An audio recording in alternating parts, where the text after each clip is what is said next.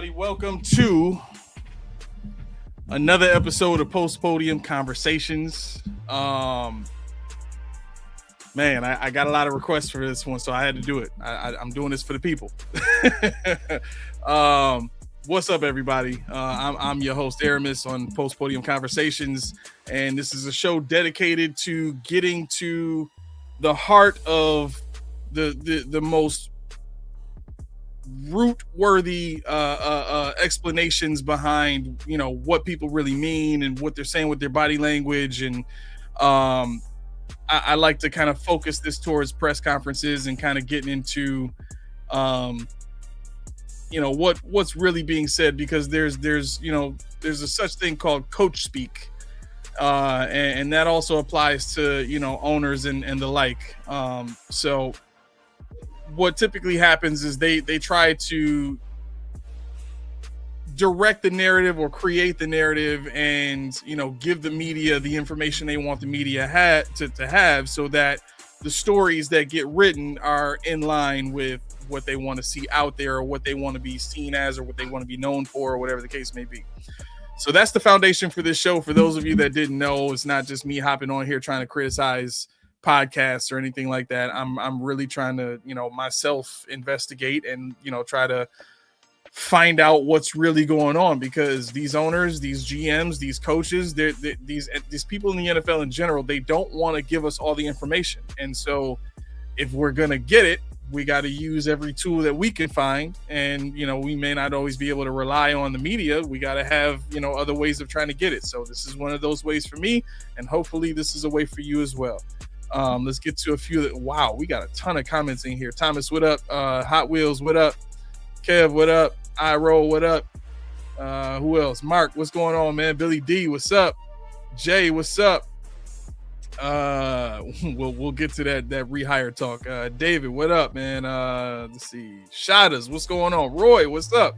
Wow, we got a lot of people in here. Nico, what's up? Boo, what's going on? He said, hey, what's up, hater? I mean, you doing a good job of hating yourself, bro. It's all right. Let's get into this thing. This is. I don't want to. What I'm gonna try to do. Here's what I really want you guys to focus in on. I'm gonna give you the tells for Terry Pegula and Brandon Beane, and then we're gonna watch this together. And I want you guys to just kind of keep an eye out for these tells. And in the chat, I want you to tell me when you see them. And there's going to be significant points where I'm going to stop the show and kind of get into depth about something I see that could mean something else, or something that they're saying that could be interpreted better. And we'll touch on that. But I still want to try to keep the show to about an hour, right? Because brother still got to eat dinner too. So without further ado, stop the music. And let's get to this thing. Here is Terry Pegula and Brandon Beane. Let me just share this content really quick so that y'all not staring at a blank screen with no sound. Share that. And let's go ahead and pull that up. And let's expand it. Where is my... Here it is. Okay. All right. Here we go. First, I want to thank Sean McDermott. I'm sorry. Before we start, let me give you the tells. All right. So Terry, it's all about his hands.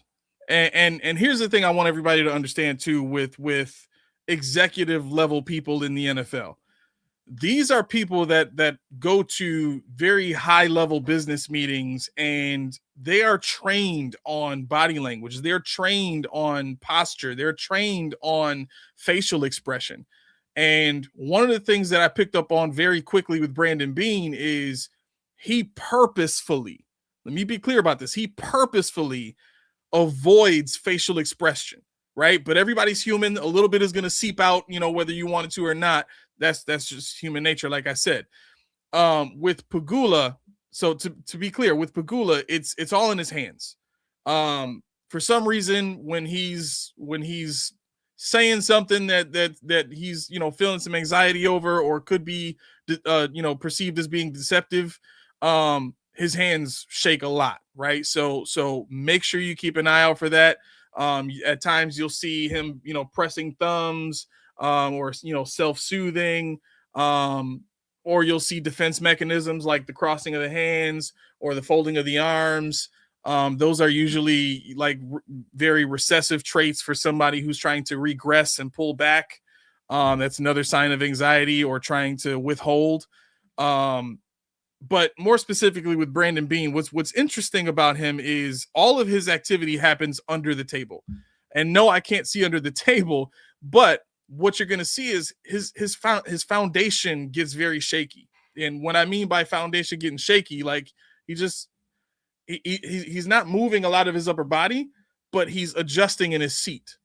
And the other thing with Brandon Beane too is his breathing.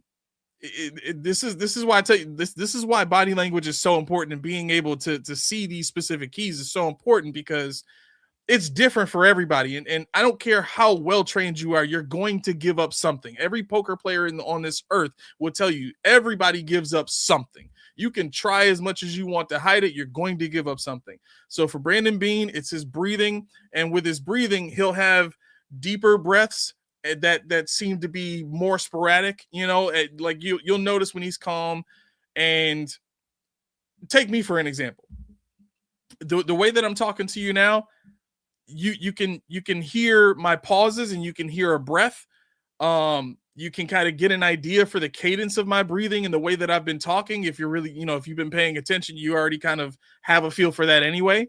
But then if I started to take deeper breaths and a little more sporadic and, talk like this, it might seem like, what's going on? You all right?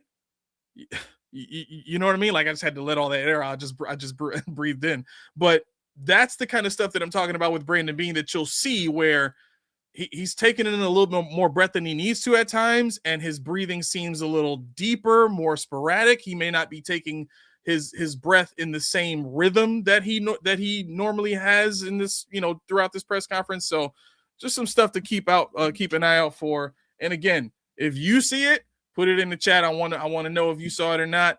And I'll point out the stuff that we really need to focus in on. All right, here we go. For all the work he's done in Buffalo over the last 9 years. We all remember the playoff drought before hands are calm right now. Sean got here. But watch, the further he goes. Sean has definitely left the Buffalo Bills in a better place than when he arrived in 2017. He gave his heart and soul to trying to win a championship. I gave Sean his first head coaching job, and I'm proud of that. I don't think he's done coaching in this league, and I wish him the best. All right, start watching the hand on the left. I also want to thank him and his wife, Jamie, for the kind words and thoughts that they gave to me when Kim had her sudden cardiac arrest. And, it was really encouraging for all the kind thoughts that they gave our family while we were going through that ordeal. My decision to bring in a new coach. Real quick, pay attention to his skin complexion. And I guess maybe I shouldn't say skin complexion, but just take a look at his hands and his face right now. Because as soon as he starts getting into why he fired Sean, you're going to hear the stuttering, the hesitation to say what he wants to say, and being very cautious with his words. His hands are going to go crazy. But the biggest thing about Terry is his face is going to turn so much darker than his hands. His face is going to be beet red. Watch this. Was based on the results of our game in Denver. I want to take you in the locker room. And just so you know, let me dial this back too. New coach was based on the results of our game in Denver. That face right there. It's a protrusion of the jaw. It's a receding of the lips. That's aggression right? It's kind of when you're biting your lip like that. That's what that is. That's a fighting face where you're kind of biting your lip, your jaw is protruded a little bit, like that's aggression. So he's not happy with the person he's talking about. I want to take you in the locker. You could even see it in the corner of his mouth. So hold on, I'll show you right when. On the results of our game in Denver.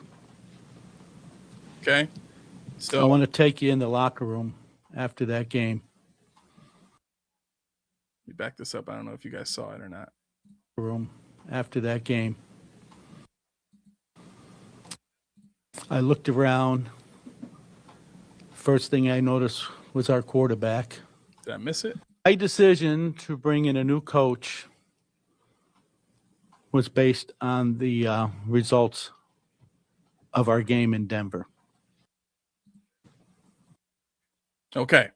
So he just got done making the face of, it is what it is. But this is another sign of aggression. When you see the one side of the mouth go up and some cheek, what is it? The cheek raises a little bit. That's what dogs do when they're showing aggression. You're showing teeth. He's doing it while holding his mouth closed, but that's another small signal in the face that there's some aggression, there's some irritation, some anger behind these words. This dude, I'm telling you, what I said on Monday in terms of the meeting that Vic Carucci, and I know they kind of tried to dismiss it in this press conference, but that meeting was the final straw. The meeting that Vic Carucci reported on, where Sean McDermott was criticizing the roster, that was a power play move. And Terry even said in this press conference, he's not a power play guy. If you're a power play type of guy, you're out of here. And I think that is part of what rubbed Terry wrong about what Sean was doing. And all of this starts with something that Richie Incognito reported on the show that he does with Aqib Talib, where he said, like, Terry was ready to get rid of Sean at the beginning of the season. At the beginning of the season, and not saying that he was going to fire Sean at the beginning of the season, but he was starting to think about getting rid of Sean at the end of the season if he doesn't make a Super Bowl. So this was already a part of consideration for Terry. Then the meeting happens, and then it's like, oh, nope. Now I'm definitive, right? Now we go, okay, you win the playoff game in Jacksonville, fine. Then we get to the Denver game, and I come in my locker room, and I see my players distraught and destitute, and you're the head coach, you're not crying with them. Like, you're not showing that emotion. You're more pissed off at the refs. You're trying to stand up for Buffalo. That's one too many. Excuse me. That's one too many playoff failures for me, sir. Good day. That's where this aggression is coming from. Okay. So just keep that in mind going forward. I want to take you in the locker room after that game. I looked around. First thing I noticed was our quarterback with his head down, crying. I looked at all the other players.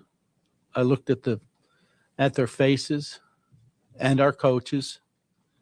I walked over to Josh. He didn't even acknowledge I was there. First thing I said to him, I said, "That was a catch." We all know what I'm talking about. He didn't acknowledge me. He just sat there sobbing. He was listless. He had given everything he had to try to win that game. And looking around, so did all the other players on the team. I saw the pain in Josh's face at his presser, and I felt his pain. I know we can do better, and I know we will get better. So obviously this is all emotional stuff. I'm probably going to fast forward it maybe a few seconds, but I just wanted to show this just to show you guys what he looks like when he's being genuine, when he's, his hands are calm, he's not stuttering a lot. He's not being very choosy with his words. whenever people can flow in their communication like that, you know it's coming from a place of openness, a place of, you know, genuineness. You know, like they're simply trying to convey what's inside right then and there. They're not trying to conceal. They're not trying to, you know, be covert in their communication in most of the important ways. Let me see if we can go forward. Get to here, see where we're at. Next to me, Brandon Bean, and the job he has done in resurrecting this franchise. I'm not going to sit here and defend everything that we have done as a franchise, but the bottom line is we have attracted good people here. Brandon has brought in Joe Shane, who's now the GM in New York. Dumpster Dan fire. Morgan, the GM in Carolina. Dumpster fire. Dennis Hickey, former GM in Miami. Dumpster fire. And our own Brian Gain, who's still here with us, former GM in Houston. There have been some very talented people that Brandon is associated with that he's brought through the front door here at One Bills Drive. Questionable. I'm aware there's criticism out there about our franchise.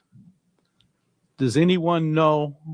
I'm asking a question. I don't care about that. Without being a great organization and without my counterparts at league meetings, a lot of them talk about the Bills organization and the success we've had through the years.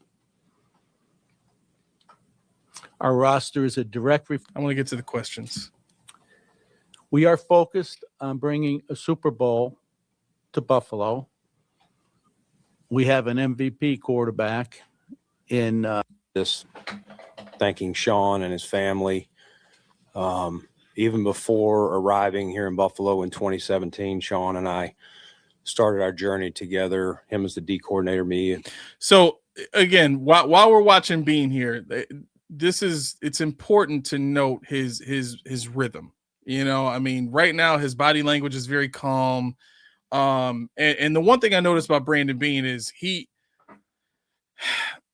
very intentional about his what he shows. You know what I'm saying? He knows what his face looks like. And there's certain points, even the point where Terry Pegula jumped in and said the bad call, it was a bad call that lost us the game. The look on Brandon Bean's face, it shifted from here up, but none of this down here showed anything. That's how you know this dude is like, he's been trained, like he works at this stuff. I mean, it's not a mistake that he's leaned up, shoulders are down. That's all a sign of recessive behavior. That's all a sign of submissive behavior. Like you're surrendering yourself. You know, usually when people are trying to take something from somebody, they present shoulders back, chest out, like I'm a presence here. He's not doing that. But we have seen him be in certain positions where he stands up straight and he's posturing and he's trying to convey a certain message with his body language.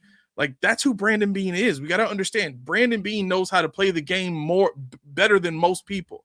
And the real power play already happened. Brandon Bean was getting close to the Pegula, like the Bean family was getting close to the Pegula family over the last few seasons.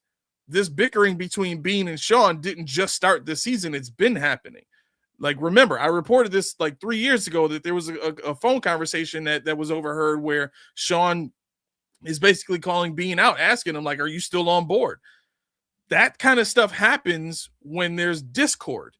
If you're on one accord, like they've been saying they were, you don't reach this point. The only reason you reach this point is because you're losing the games that matter. But I digress. Pay attention to his breathing. Pay attention to his body language now so that you can notice the differences when they come. Working my way up to assistant GM in Carolina. So that connection and that relationship, I know, factored into us building 9 seasons here. And a lot of accomplishments together,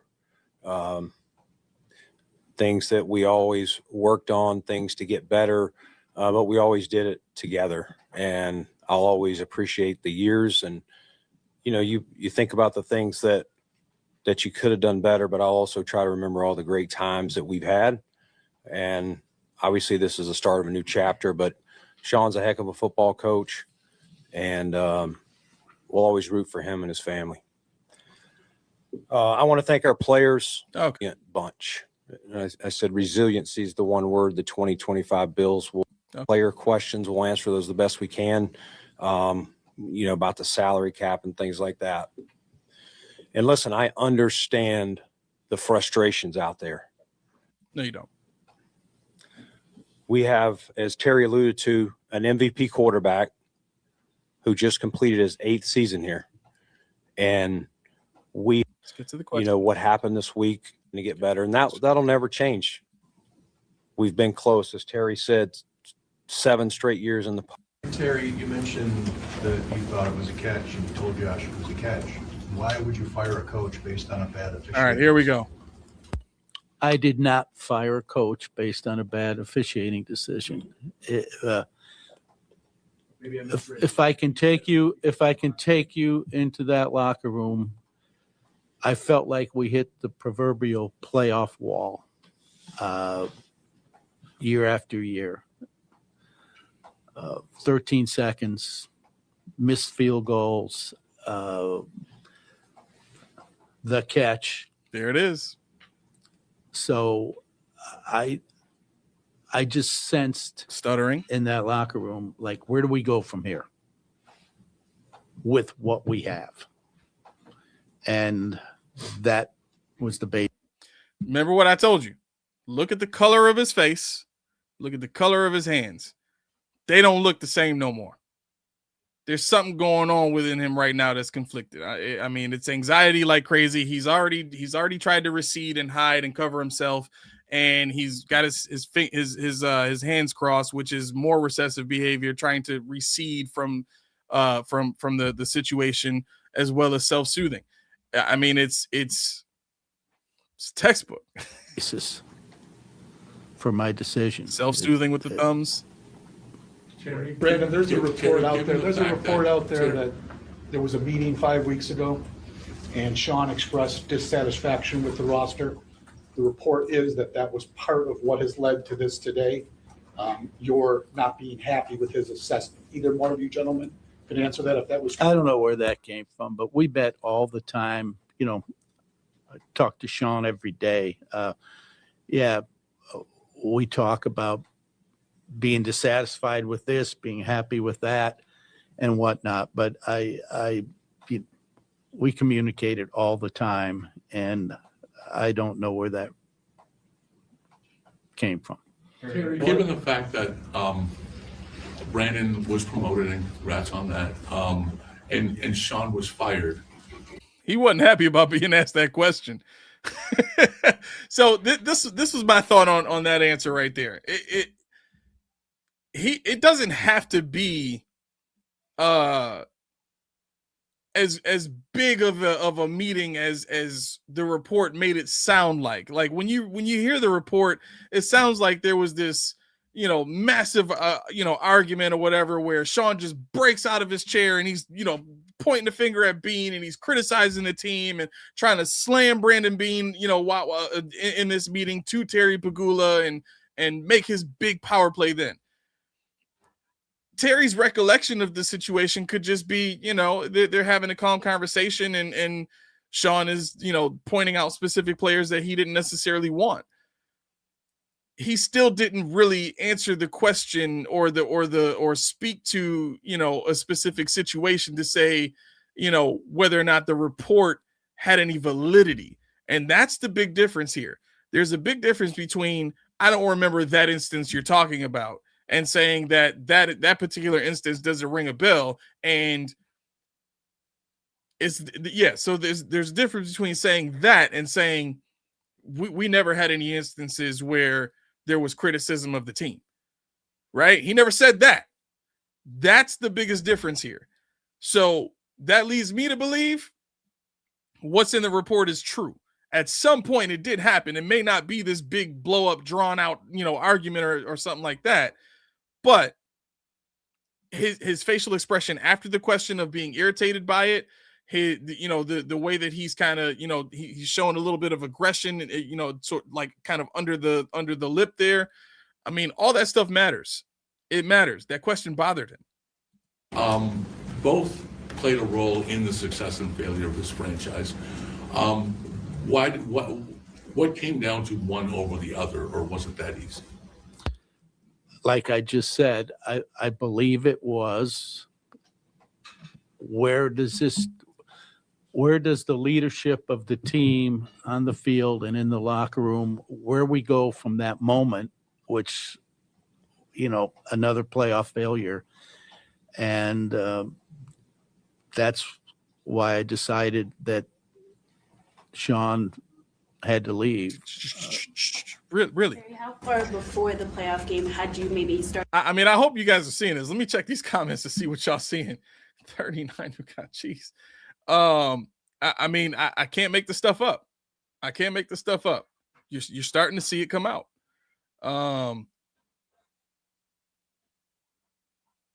Uh-oh. We got people going back and forth in here. Those veins popping right, Dan, right. Who said massive peeve? Said, folks, you reaching? I don't know about that, bro. I don't know about that. There's training involved here. If you don't see it, you don't have to see it.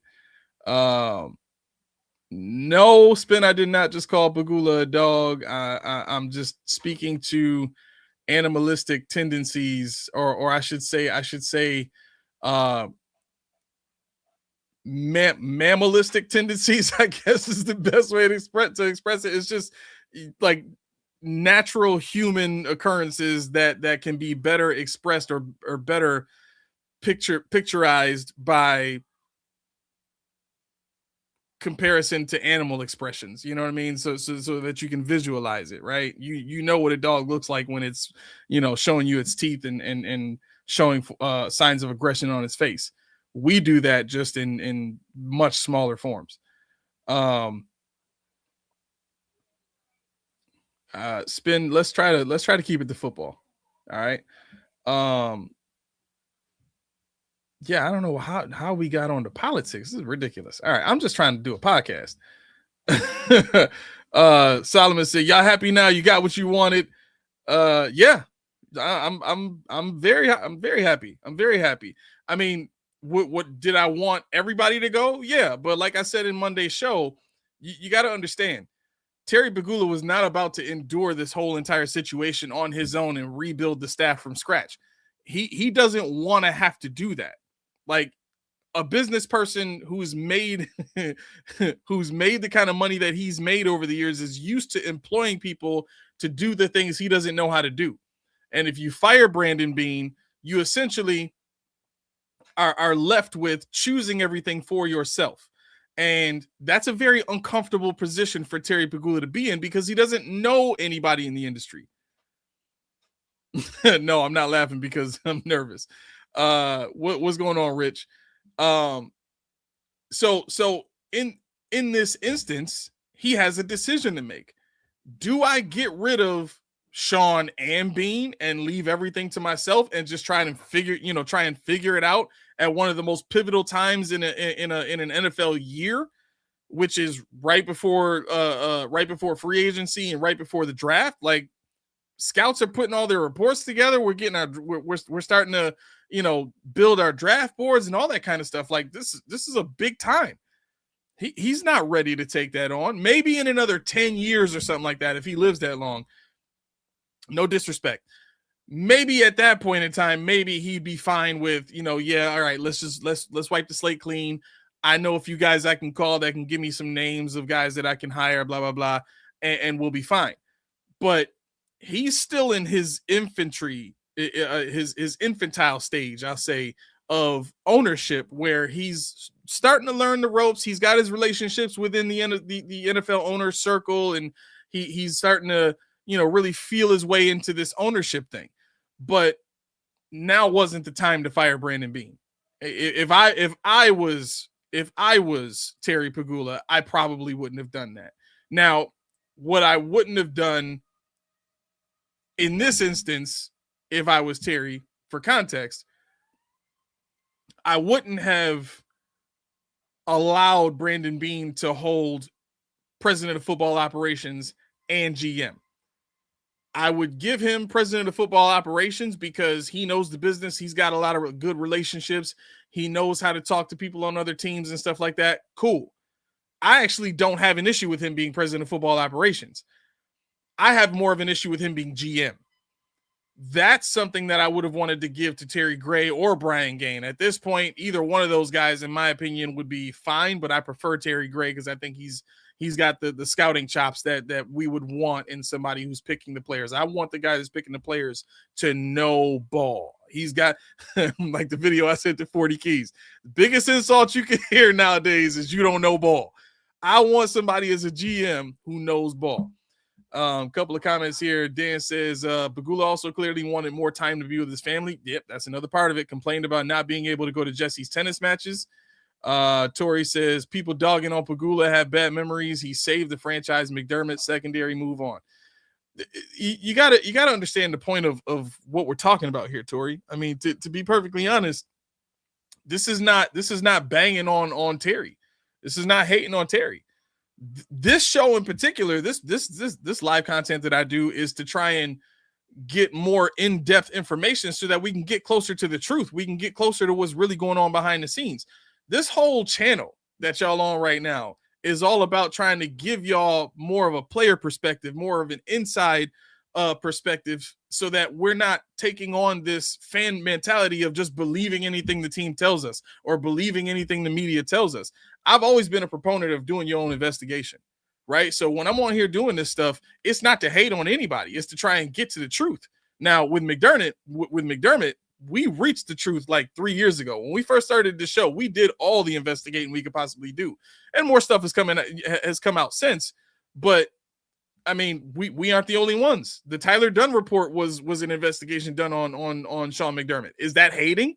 No, it's just telling you what people who used to work for the team and people who still work for the team have said about Sean McDermott. So we can't keep getting into this mode of anytime you hear something about the owner that sounds negative, oh, you just hating or you trying to bash him, blah blah blah. Like we gotta relax. We gotta relax. Lynn says, oh, come on, Aramis. All of us want McDermott gone. Did it happen like it should have? Oh, I'm sorry. It didn't. I think you mean to say it didn't happen like it should have, but it happened. Yeah, for sure. For sure. Locked Rain says, if Kim Health hadn't gone the way it did, I feel she would have got rid of both. That part I agree. That part I agree because she was all business. All business. Yeah. I mean, so I'll let me say it like this. I can corroborate some of the stuff that was in that report. Some of the stuff that was in that report I had heard about already and can speak to.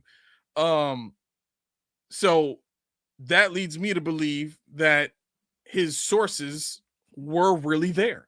And if that's the case, then I think we do have to believe that the report is true. All right, let's get back into this. Thinking about this being a possibility. After the playoff game in the locker room. So it wasn't a thought of I need to keep saying that. I keep saying it. It was feeling the moment, being there, being there.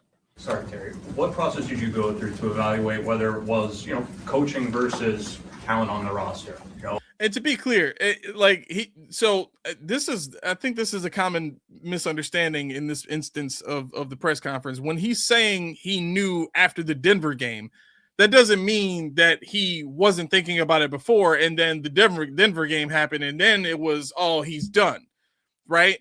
He said specifically, he mentioned a proverbial playoff wall that brings into the conversation and it should bring into our minds the understanding that it was part of his consideration that there's been failures in the playoffs before, right? So we I don't want people to criticize Terry and I mean, I feel like I'm going to do a lot of defending of Terry this offseason, but this shouldn't be taken as him just making a split-second decision or making an emotional decision here. I will say this. I do think Terry tends to make emotional decisions. He's very family-oriented. He's very community-oriented. He's very relationship-oriented. And his business is conducted upon relationships, right? He hired Sean because he could relate to Sean because there was a relationship that could develop there. His relationship with Brandon Beane, according to what I've heard and what I've been told, his relationship with Brandon Beane eventually had grown closer over the years than Terry and Sean's relationship had grown.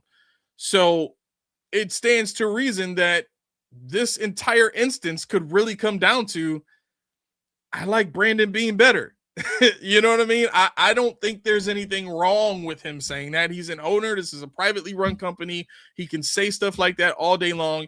And what can we do? It's his team, right? But the thing that I will say about that is, now having a president of football operations just as a position, right? It doesn't have to be, Brandon Beane forever. Just having that position established now gives me hope for the future, because if we let's say we hire a coach and we don't get that move right. Well, who hired him? Brandon Beane. I think we're going to see very quickly in the next couple of years how long of a leash or short of a leash Brandon Beane has, right? When Brandon Beane gets fired, though, that position still stays, which is the best part of all this, because now you have to start hiring for a president of personnel. Hopefully that is a player like the Falcons hire Matt Ryan. That's the kind of stuff I want to start seeing here. Can we get Takeo Spikes to come back and be part of this organization? Can we get, Coach D or whoever to come back and be a part of this organization to help with some of this decision-making from a pure insider football knowledge standpoint? Like, I've played the game, I've had the relationships with coaches and GMs, I know the who's who, I know how to tell who's full of ish, and I know who to tell who's a dog and who's not. That's what I want to see in those positions. Can Brandon Beane be that? I think he's got potential. We'll see. I'm not sold on keeping him at all, but it is what it is. So we'll have to see. Here we go. Over time, how did you evaluate it? What process did you go through? Well, you see teams in the league. I'm not going to mention team names, but they have a great year, a good year, and the next year the success doesn't continue. Like I say, you don't get in the playoffs 7 straight years in this National Football League, where there are very few blowouts and dozens and dozens of close games every year. You don't get there without having talent and a great organization. And Brandon and his staff have brought in, there it is, regularly players that, look at the injuries we had this year. How can you defend that? Now that was the part that I'm like, come on, man. You sit back at the point where you're talking about the talent that this man next to you has brought in. Like, you don't even believe what you're saying. Are you serious? Like, Terry has to know. But the issue here is, to be clear, the money is already spent. Now, I was watching a show. I was watching a podcast, and I'll post this in our community section on our channel, so that you guys can check this out. It's actually really interesting stuff from a guy who wrote a book called Turf Wars, and he was the head of the player union or something like that. Like he was part of that staff that negotiated for players and dealt with the commissioner and all that kind of stuff. So he knew a lot about how owners are spending their money.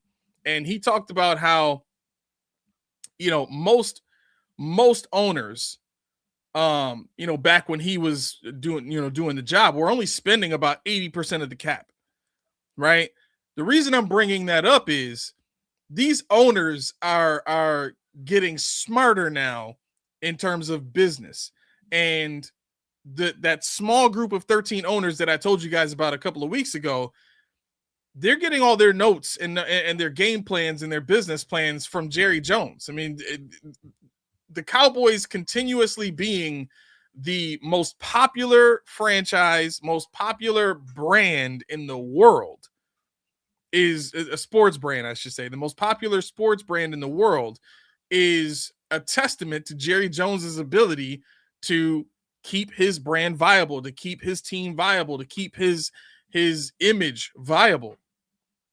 And I'm interpreting Terry Pegula's appearance here on this podcast or this press conference as a step in that direction, right? I've already kind of felt like a lot of the stuff that Terry has done to this point has been more about building the brand than it was about winning. I was very happy to find out that that Terry saw the playoff failures as just that, an accumulation of not achieving the goal. Right? That's what you want an owner to say. That's what you want an owner to see when it comes to the head coach's performance, the GM's performance. But in this particular instance, the team that he has is the team that he has. He's not about to start incurring a bunch of dead cap. At the very most, there was somebody that put out a list that me and Keys saw. I forgot if it was in the chat or something like that. It's like a list of like 11 different moves that the Bills can make where they're pushing kicking the can down the road, pushing money back, restructuring, releasing a couple of guys where the Bills could free up about $70 million. It's an interesting thought, and that's probably the direction that we would see this thing go if Terry's willing to move in that direction. I think the primary goal right now is to try and find somebody that can come in and is willing to work with what they have now, to just change the scheme, use the players that we have now, and really get this thing moving in the way that it should, without forcing the owner to have to start getting rid of contracts and piling up dead cap and having to spend additional money on signing bonuses and stuff like because keep in mind the signing bonus stuff comes directly out of the owner's pocket. That's not part of the salary. So let's keep that in mind. Getting a text message from Tommy here. Give me one second. Oh yeah, I heard about that. Okay. All right. So let's move on. We're down guys on the practice squad contributing in big games. You don't do that without talent in the front office getting you there. A big chunk of the fan base very frustrated with you specifically, dating back to that interview that you did on WGR 550. Thought it was very condescending, and I think that a lot of people have come out frustrated with you, particularly that you're still here and Sean isn't. I think a lot of it leads back to that. Do you regret that, and do you think in hindsight maybe not only the host but the fan base was kind of right about that assumption about the position? So it's a long probably answer for you, Matt. Listen, I'm a passionate person. I don't think that's new on anybody. And do I regret that?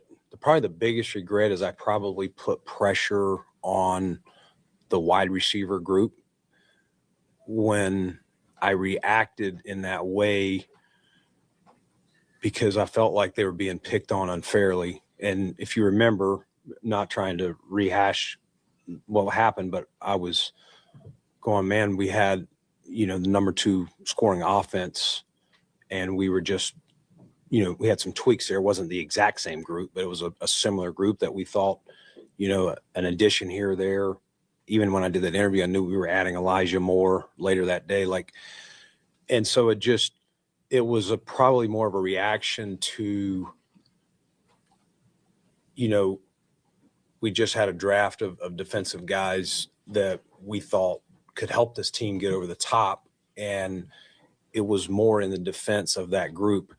Do I regret how it's turned out, sure, it was not meant to be condescending. It was me having a little bit of too much passion, I guess, if you want to say, hey, I shouldn't have done that.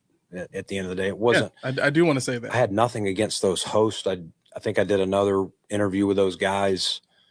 I've done them before. I did it at training camp when the next opportunity was. So it wasn't anything personal or anything like that. It was just more coming to the defense of our players because I felt like they were being picked on and they couldn't defend themselves at that point. Brandon, to further that though, the wide receiver position has been an issue with this team. And a lot of people out there believe you have failed in the free agent market. And then obviously You didn't like that. Why? Coleman signing, which hasn't worked out. How do you answer the fact that you have not given Josh See those eyebrows? good enough wide receiver? Yeah, I mean, Can I interrupt? I'll address Oh no, Yes. that's not the part. the Keon situation. The coaching staff pushed to draft Keon. Watch how his hands just like he's so calm. Like even though his index fingers are touching his thumbs, like that's part training too. Holding your hands like that. That's usually how, like when you're standing up and talking, you usually want to, it's kind of a. Never mind. I'll talk about that another time. But anyway, his hands are very calm when he's saying this. This is not a lie. When Terry's saying this, and I'm looking at his body language, this part is not a lie. When he says that was a coaching staff decision, he believes it. I'll just say it like that. He believes it. I've seen the clips of Brandon Beane talking about, if he's there, we'll get him, blah, blah, blah. I mean, you can think that ultimately means that Brandon Beane wanted the guy. The meetings happened before that day anyway. The meetings happened before that time that was being recorded, where he already has an understanding of who the coaching staff wants and who they've agreed to get at that position if they were there. Or if these players are gone, this is the next guy in line. So I wouldn't even go as far as to say, man, those clips prove that Brandon Beane really wanted him, and Brandon Beane said it himself. That's more so Brandon Beane just trying to take ownership and show humility. And to be honest, a lot of what we're seeing out of Brandon Beane here is placating to Terry Pegula. This is another form of manipulation where he's trying to show the media his humility, show Terry his humility, and show his appreciation for having the job, and trying to show that all of the criticisms are really just misunderstandings, and he's remorseful for the mistakes that he's made. Like, he, in his mind, he has to know that he was connected to all of the same stuff that Sean McDermott was connected to. And for him to not be fired, I'm certain it's going through his mind right now that he needs to be thankful for where he's at. And I do see some of that stuff come through in his body language too, in the form of, like kind of dipping his head a little bit. Those are like whenever a dog's in trouble, what they do, they dip their head. Like that's a normal instinctive thing whenever you're feeling remorse, or you're feeling regret or something like that. Like you kind of dip and raise your shoulders a little bit, like, oops, I got in trouble. Like that kind of stuff happens. And I think we kind of heard what they were saying and reacted to that, as opposed to hearing the entirety of it and then breaking it down. Because when you break it down, you can kind of get to this place where a lot of what they say is just fluff. You know what I mean? They don't really answer too many of these questions, and when they do, it's only a half answer. And Terry Pegula was even clear, like, I don't think I answered the question, but, and then he starts mumbling some other stuff that sounds like he might try to answer the question, but then he stops himself. It's like, just be done. Just get out of here. We know you just wanted to come out and support Brandon Beane and support your decision to fire Sean McDermott and to create this narrative you wanted us to carry out of here. Fine. Let that be it. We know we're not going to get the truth from you. But again, this is why we do this show. Here we go. I'm not saying Brandon wouldn't have drafted him, but he wasn't his next choice. That was Brandon being a team player and taking advice of his coaching staff who felt strongly about the player. And, you know, he's taken, for some reason, heat over it and not saying a word about it. But I'm here to tell you the true story. Can you finish that answer, Brandon, on the receiver room? Though? Yeah. At the end of the day, Sal, it's some of it is the evolution of how you build your roster. If you look back to Here let's it go is. the 2020. That's exactly what I was talking about. I'm going to back it up a few seconds. Watch his breathing on this. His rhythm is way off when he's trying to answer this question. On top of him not being prepared to answer this, you can see that with the eye blinking. Whenever somebody goes to blinking their eyes like that very, very quickly, that's a sign of very high stress. He's trying to recall. Like when the eyes blink like that, it's a recall feature that happens where you're trying to access information in the brain. So now he's trying to play, basically in that moment, he's trying to replay the question to make sure he understands how to answer it. He's trying to also recall all the information that he's got to bring up. But when it shows in that form of the rapid eye blinking, it's not a comfortable transition, right? And then you'll hear that in his breathing, right? The staggered breathing, the changes in depth of breathing. Some breaths will be shorter than others. Like you're about to hear that right now. Just pay very close attention. Here we go. At the end of the day, Sal, it's some of it is the evolution of how you build your roster. If you look back to, let's go the 2020, 2021, those before we paid Josh, okay, we made the move for Stephon Diggs, obviously paid him, Cole Beasley, John Brown, Emmanuel Sanders, drafted Gabe Davis. We were in a lot of 10 personnel. The game changes, it evolves. Some things don't change, but some things do. And so the league at that time was, and what our coaches asked for back when Brian Dable was here, was to spread things out. Okay. We want to spread these guys out and get mismatches. Well, then defenses started saying, okay, we're going to get smaller and more athletic. So we're going to bring things in. You've seen the last couple of years, we've been in more with more tight ends on the field, running the ball more. So there's just different iterations of how you score points. And you have to, when you're paying Josh what you're paying him now versus what you were paying him in 2020, 2021, 2022, you got to make some sacrifices. Jeez. And catch your breath. Where we pick, we're not picking at the top. Okay. When you say free agency, like, I'm not sure what players that we could have acquired, that I've got to be able to afford them. Okay. So you're making selections. The number one thing I always want to do with Josh Allen is protect him. Okay. We've had an O-line that's gotten better and better that also helped us have a leading rusher this year. And so we want to be two-dimensional. We want to be balanced. If you look at some of the things offensively, numbers-wise, how we rank, I think a year ago we were 2. This year maybe we dropped 1.5 points. We were 4th. I want number one receivers everywhere. I do. But I also want to make sure, there's teams out there with number one receivers that haven't made it as far as we do, maybe because their O-line's not as good, maybe because they made concessions on defense or other areas. You got to kind of make some concessions. But I promise you we're looking. And to the point, I think it came up at the trade deadline when I came in here. We talked about some of the players that we tried to acquire. We're always trying to acquire them. Can I do better? Heck yeah. Heck yeah. All right, real quick, I'm going to ask this to the chat. And this is having trouble streaming on Facebook now. Okay. Let's go ahead and remove it from Facebook. That's fine. Yep, save that. All right. Now, yeah, Tori, hopefully the proof is in the pudding. Hopefully the proof is in the pudding. Hopefully you see it now, right? I told you what was going to happen. Hopefully you've seen it. But let me ask you this. Not you, Tori, everybody in the chat.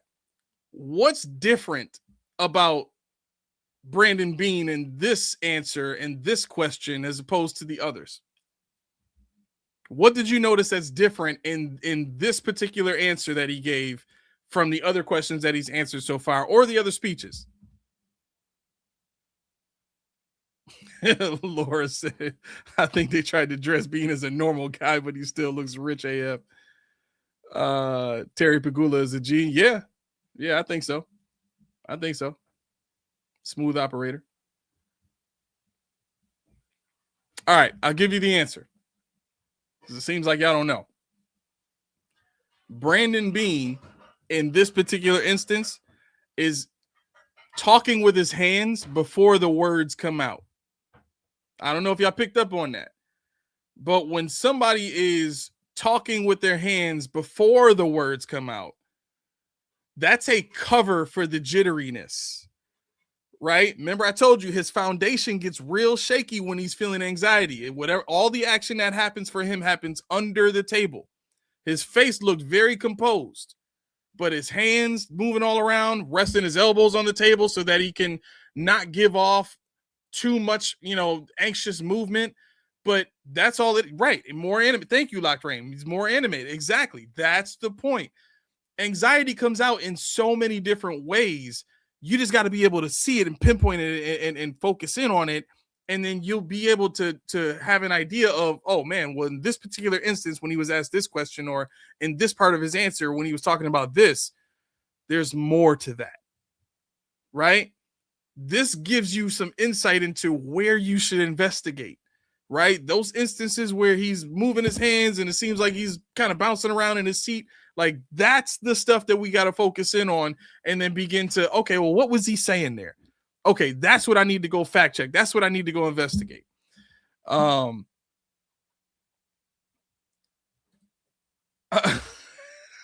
I mean, that's a lot of what this show is about. We watch the press conferences, but we want to try to derive as much information as we possibly can from that. I'm not trying to make you guys experts or anything like that, but I mean, if you've been watching since I started doing this, some of this stuff you should have picked up by now. Hopefully that makes you better in your communication, whenever you're talking to people. If you're not interested in it, okay, no problem. I love it. I absolutely love it. All right, here we go. And Brandon, at the trade deadline, you said that you felt the team had a championship roster. What, in your mind, led to the group falling short of that?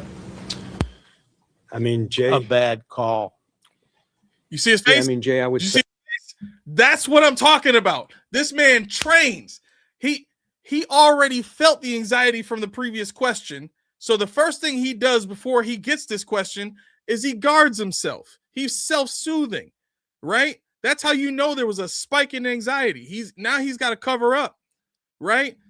But watch how well trained his face is. He's caught off guard by Terry Pagula, and it doesn't even show on his face. It doesn't even show.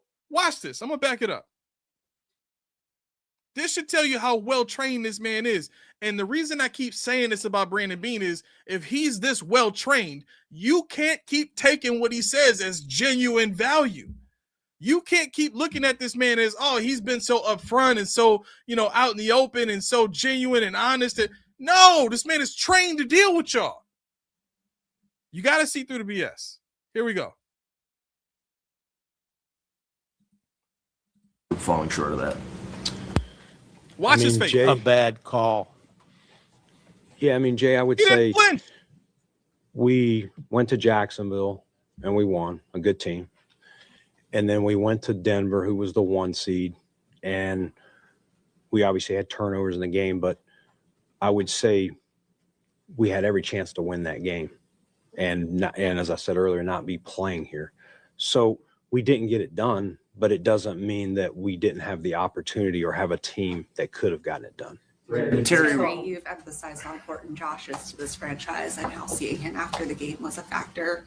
What input did he have, if any, on this decision to fire Sean, or what conversations have you had with Josh Allen? He didn't have any input at all. I didn't talk to Josh about this. I talked to him afterwards, and that conversation will stay private. But he had no input in it. The idea of everybody being in lockstep, which was a big part of bringing in your coach and your general manager. I think his at the hands are same about to start time. going How crazy did now. that Watch this. dissolve?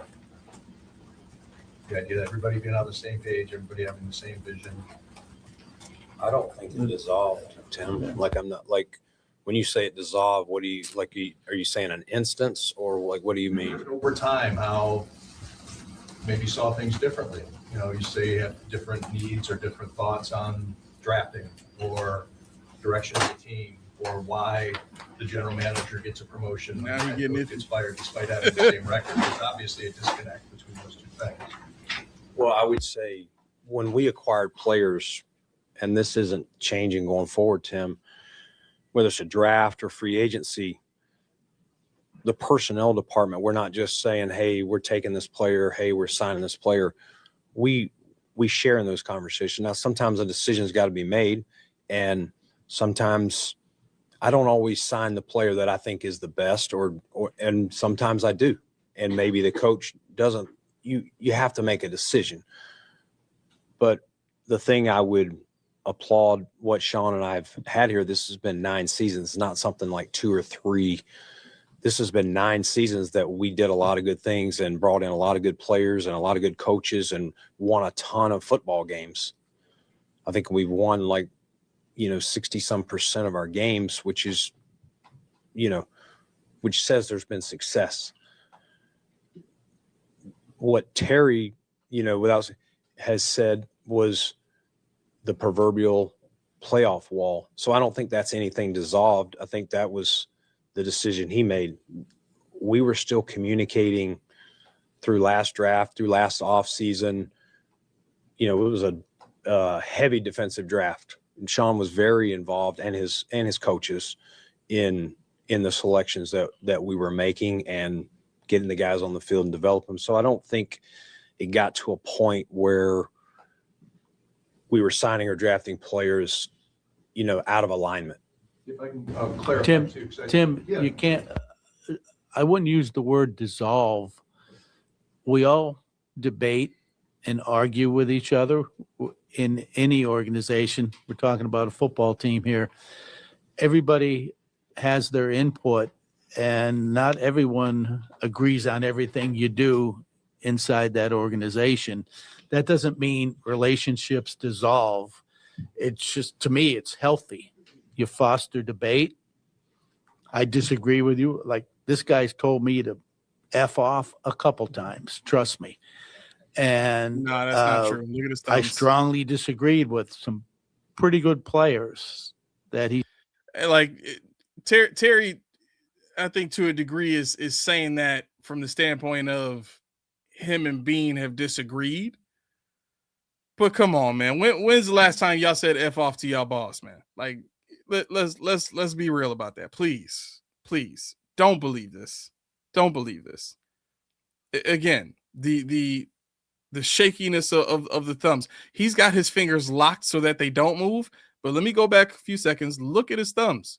Like, can't help himself. Debate. I disagree with you. Like, this guy's told me to F off a couple times, trust me. And shaking like crazy. Look at him. I strongly that's what I'm talking about. Like, he went from fingers locked and here where you can see the thumbs just touching to freaking separating and jittering and all. Like, come on, man. You can't hide that stuff. Don't listen to that. All right. Him and Bean, like, they got a good relationship, but it's not like that. It's not like that where Bean can just tell him to F off. Like that. It's not like that. disagreed with some pretty good players that he's drafted. I'm not mentioning names, but it doesn't dissolve the relationship. It's just the way we operate. Terry or Brandon, I think there's a new structure of if you're now the president of football operations and the general manager. What was it like before as far as who reports to whom when you hire a new head coach? How that will work going forward?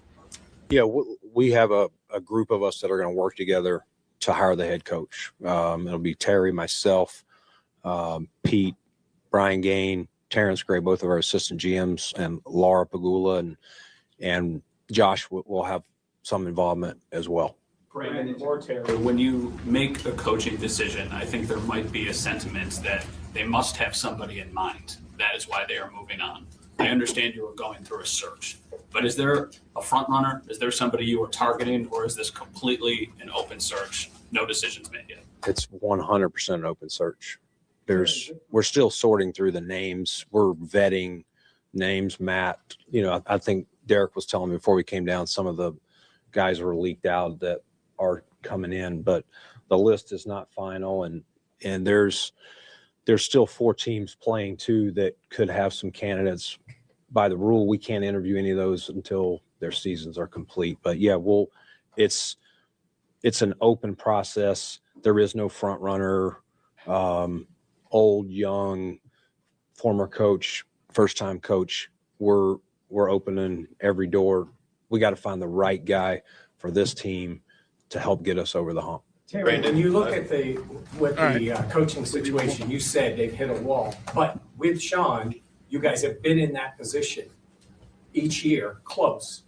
Is it a risk to make a change now? And isn't there going to be high pressure on the next coach coming in because you have been this close to this point? There is definitely risk.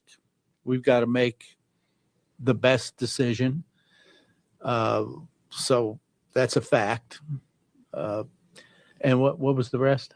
Pressure on the new coach coming in because you've already established where you have been for 7 straight years. I can tell you this, there's desire. I don't know about pressure right now, but there's a lot of people that want to look at taking this job. There's a lot of interest. Is it Super Bowl or bust? Because in 2026, No. We can't say that to somebody coming in. We're making a change, and it's do your best job.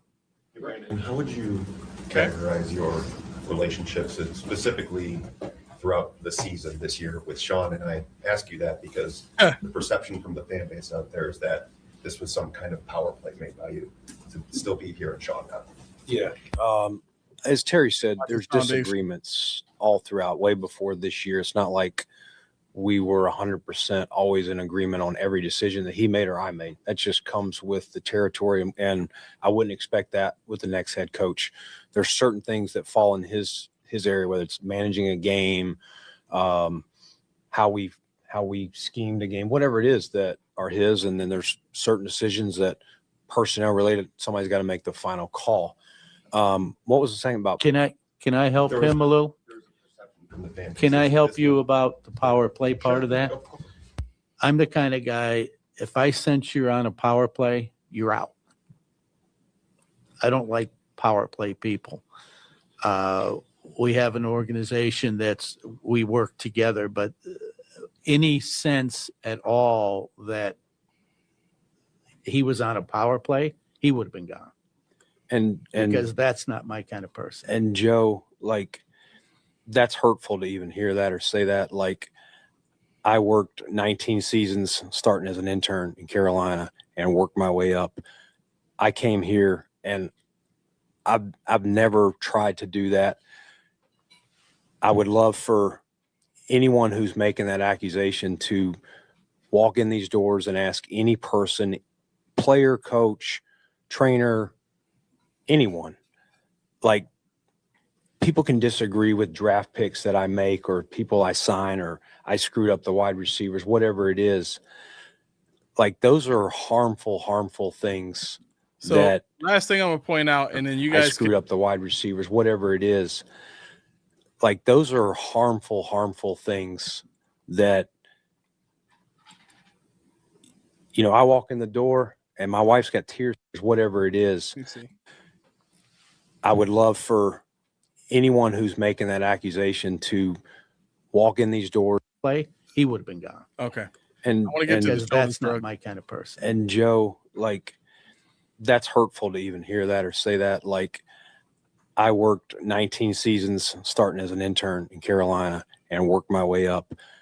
I came here and I've never tried to.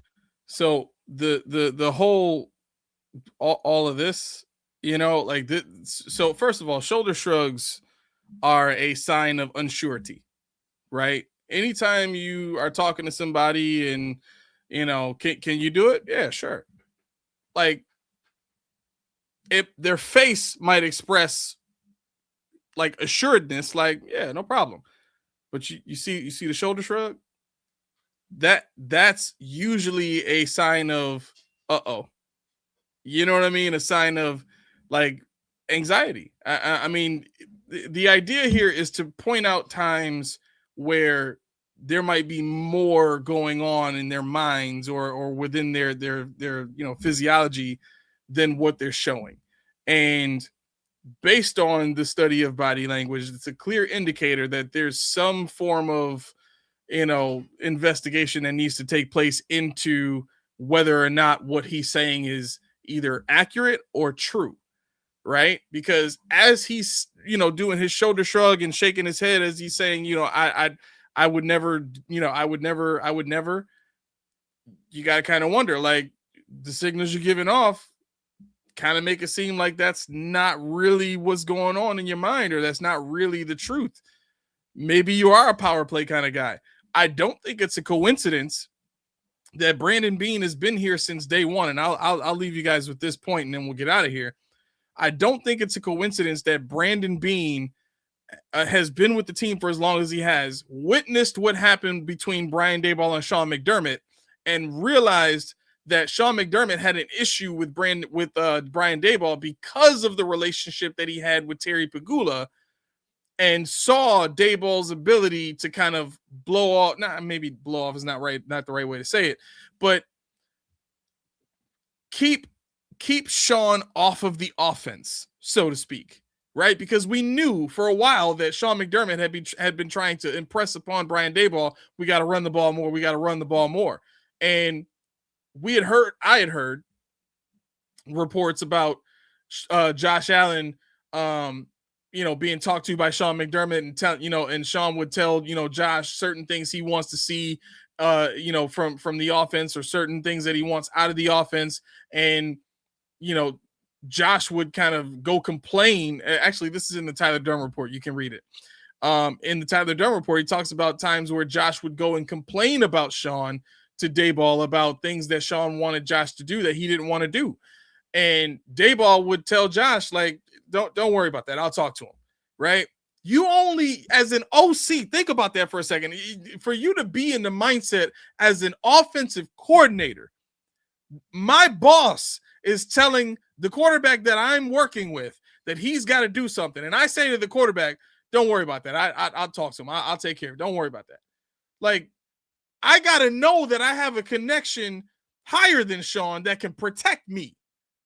That's the only way that I can have this demeanor of don't worry about it, I'll talk to him. Right? So Sean knows about the relationship that Daboll has.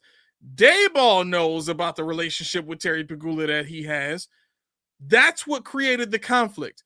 Brandon Beane was sitting there in the background watching all of this stuff happen, and it is not a coincidence seeing how close that Sean McDermott and Terry Pegula were after Daboll left, to now seeing that somehow Brandon Beane and Terry Pegula have become so close that Terry trusts Brandon Beane to run the entire show. We went from it's Sean's show that Terry Pegula said to now, by title, it is Brandon Beane's show. You can't tell me this man don't know how to play the game. Proof is in the pudding. He's sitting there telling you, I would never make a power play. I'm not that kind of person. I would never do that. I would never do that.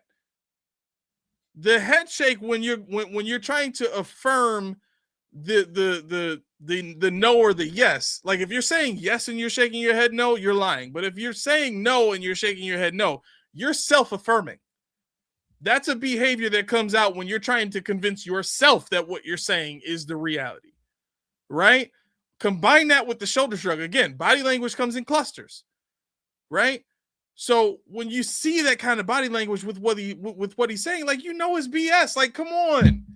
How did he end up in this position if he don't know how to play the game? That doesn't happen. He was in lockstep with Sean the entire way. They agreed. Jim Monis reported on this. Rounds 1, 2, and 3. Those two sat down and went through a short list of players, and they picked the players together. So why wasn't he fired? He knows how to play the game. It's the bottom line. He knows how to play the game. That's it. All right, I got to get out of here, y'all. I would have loved to have done this whole thing, but it's getting late. I got to get to work in the morning, and I got to eat. So, one of these days, me and you are going to become real good friends, Tori. You'll believe me then. I think the name is now Brandon Bernard Bean. What's going on, Tommy? So why diss Bean? That I'm not dissing Bean. I mean, it is what it is. He did what he did. Sean did what he did. I mean, I don't know. I don't have to love him being here. I don't have to love any of it. You know, it's not up to me. It's up to Terry. So, all right. Let me dial this up here. Okay. We can throw it in the show. Hopefully, I got 49 likes. So if you have not done so by now, please, it's free. Don't cost you nothing. Go ahead and smash that like, smash that subscribe, lang, so that you can get notifications that we either put in the community section or that might just pop up on your homepage. Like live show tomorrow, Post Podium podcast coming right back at you 5:30 p.m. Hopefully sharp. We'll see. You know, we be on CP time sometimes. But with that said, let us know in the comments. Let me know in the comments, or us. Me and Keys, we'd be around. Let us know how you like this in the comments. Let us know, whether or not you agreed with, some of the assessments. I mean, if there's certain things that you saw that you feel like I might have missed, you can tell us about that too. My skin is very thick. I'm not going to be offended. So have at it. All right. This has been another episode live of the Post Podium conversations that people have about these press conferences. And I've been your host, Aramis. See y'all later. Have a great night. And we will see y'all tomorrow, 5:30 p.m. sharp on the Post Podium podcast. Peace.